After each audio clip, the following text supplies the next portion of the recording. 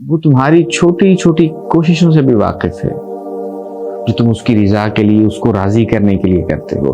وہ تمہارا صبر دیکھتا ہے، پھر کام کرتے کرتے، عمل کرتے کرتے تمہارا تھک جانا، تھک کے گر جانا، پھر دوبارہ سے اٹھنا اور صبر کر کے پھر اسی رب کے راستے پہ چل جانا.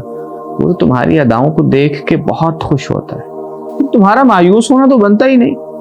وہ تو سیاہ چونٹی کے قدموں کی آہٹ کو بھی سن لیتا ہے، جو چونٹی کی گئی سرگوشی کو بھی سنتا ہے. تو تمہیں ایسا کیوں لگتا ہے کہ وہ تمہاری پکار کو نہیں سنے گا، جبکہ اس نے خود سے فرمایا ادعونی استجب لکم، اے بندے تو مجھے پکار، میں تیری پکار کو سنوں گا، میں تیرے معاملات کو حل کروں گا. اللہ نے خود سے فرمایا اذا سألک عبادی انی فانی قریب. اے نبی جب میرے بندے مجھ رب کے متعلق تجھ سے پوچھیں کہہ دے انی قریب، میں تو قریب ہوں. سوال اٹھتا ہے کتنا قریب؟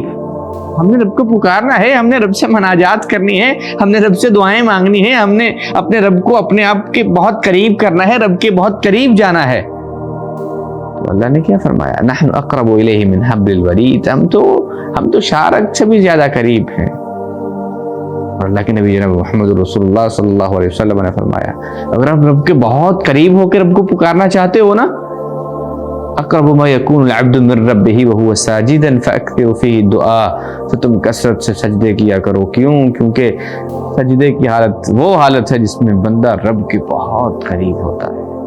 فاکثر فیہ الدعاء، سجدے میں جا کر کے کثرت سے رب سے مانگا کرو، کثرت سے رب سے دعائیں کیا کرو.